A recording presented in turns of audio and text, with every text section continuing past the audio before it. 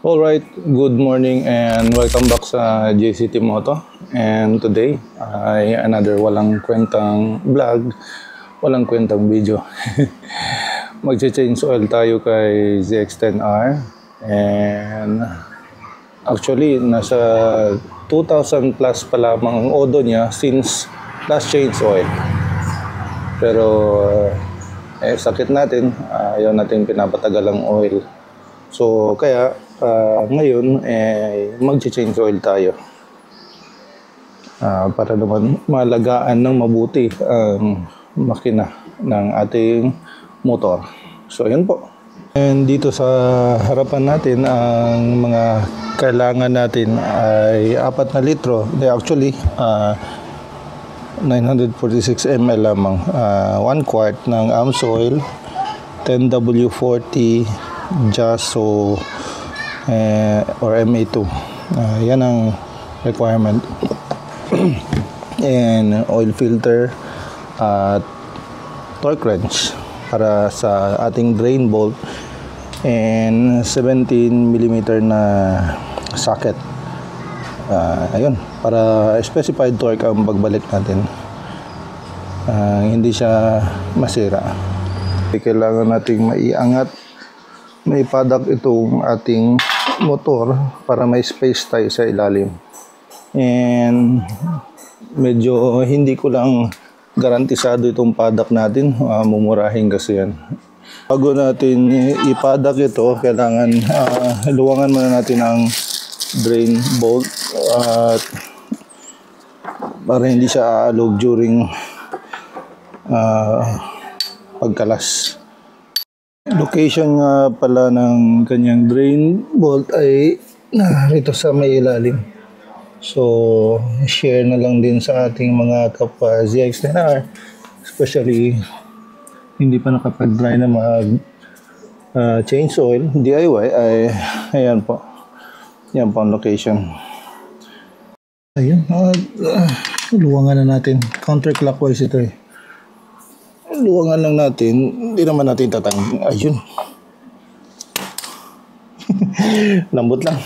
Padak na natin para may space tayo sa ilalim, makakilos talaga tayo ng mabuti. Padak na natin. Ingat lang tayo kasi hindi magandang quality na padak na. Ayun. Lagay na natin ang ating salaan. Lipat tayo sa may bandang likuran para makita nyo sana ating i-remove. Ayan po ang drain bolt. Tanggalin na natin. Tumahirap sa mga sports kasi maraming fairings, balakid sa ating kumpuni. Ayun o. Malinaw pa naman Malinaw pa siya. So ang kailangan nating isalin ay 3.8 liters kasama ang pag-remove ng oil filter. Karaming oil. Malinaw pa naman siya.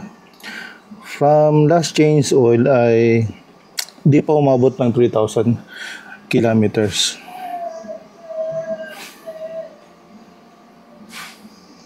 Ubos na.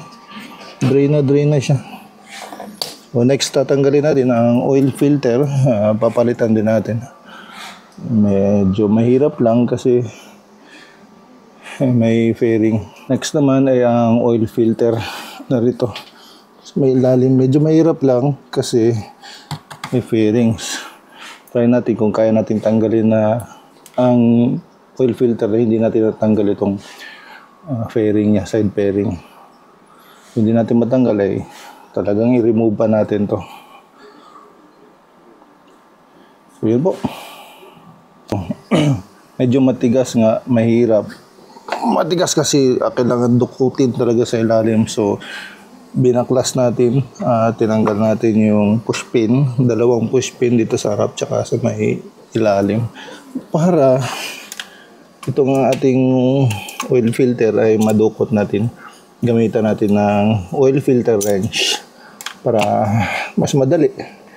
di mahirapan ang buhay, di mahirapan ang buhay natin. Yun o. No? Yun. Kaya nang ikutin to.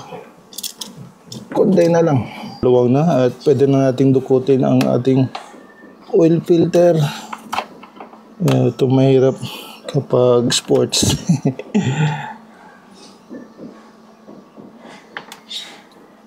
Yan o. Mahirap pag sports kasi may fairings na naka-block. Maluwang na siya. Yan, tumutulo na. Alright.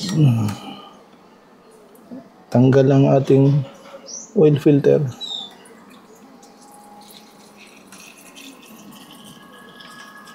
Yan, it's dripping.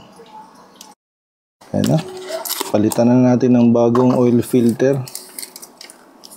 So, ang code niya ay 16097. Compatible ito. Kailangan nating i-lubricate. Kailangan nating i-lubricate itong head part niya, itong gasket niya. Bago natin totally salinan. Para ang purpose nito ay hindi mahirap tanggalin sa next na pag-change oil. Ang iba ginagawa nila, ilalagyan nila ng kalahating laman or puno bago na nilagay. Pwede naman hindi. Papasukan din naman yan pag start ng motor. Importante itong gasket, itong ring niya, o-ring, tawag ba ito? O-ring, ay malubricate para pag next change oil, hindi na siya mahirap tanggalin. Kaya po pala, pag nagbalik kayo ng filter ay hand tight lamang. Palitan natin yung push pin natin na tinanggal natin, nasira na kasi. Bumili ako ng ganito sa online. Kailangan to mabisa ito. Pag nagpapalit tayo ng mga, minsan nasisira natin push pin. So mas maganda, meron kayong ganito. Galin na natin siya sa pagkakapadak. Nakabahan ako, baka matumba. Pangit kasi yung paddock stand natin. So, alright. Bago pala kayo mag-drain o magtanggal ng drain bolt, ay i-preheat nyo muna para lumambot yung oil. Matigas kasi very thick ang oil kapag malamig ang motor, ang makina. So, pag na-preheat nyo, ay yung mga contaminants ay bababa. And mas madaling ma-drain yung oil dahil malambot nga siya. So, yun po. Balik na natin to para masalinan na natin ng bagong oil ang ZX-10R natin. Ayan. Lagay na natin ang drain bolt and higpitan natin. So, pagbalik pala natin ng drain bolt, kailangan nasa specified torque ay 29 Newton meter. Sundin lamang natin ang nasa manual para hindi masira ang ating, hindi siya mag-loose thread. Magsasalin na tayo ng oil, 3.8 liters to be exact. Pero kung hindi na magtanggal ng oil filter ay 3.2 lamang. So ayan po, lagyan na natin.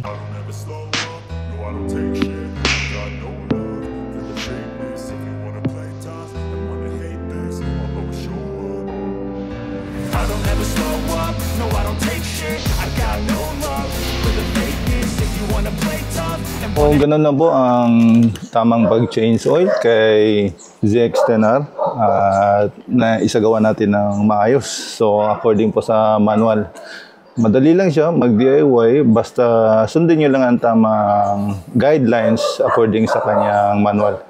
Yun po, patalitrong oil, oil filter, and tandaan nyo po bago kayo mag-drain ng oil niya, kailangan at least na warm up siya para mas baga malambot na yung oil, hindi na siya very thick.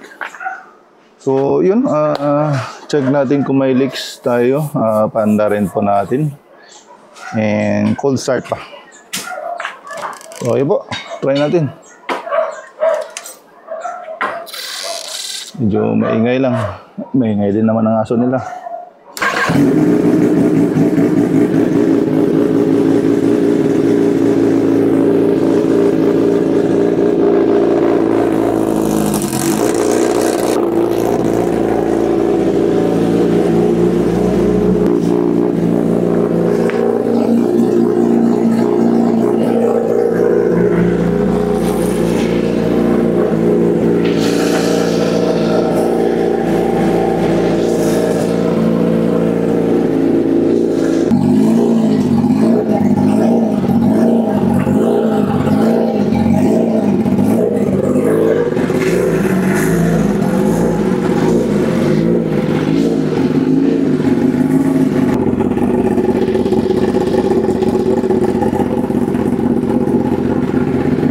Lapit na mag-60.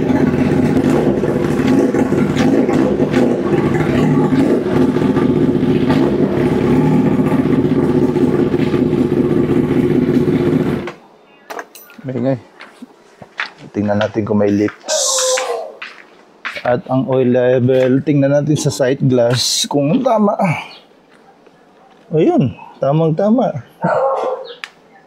Nasa guhit niya. Wala po tayong leaks.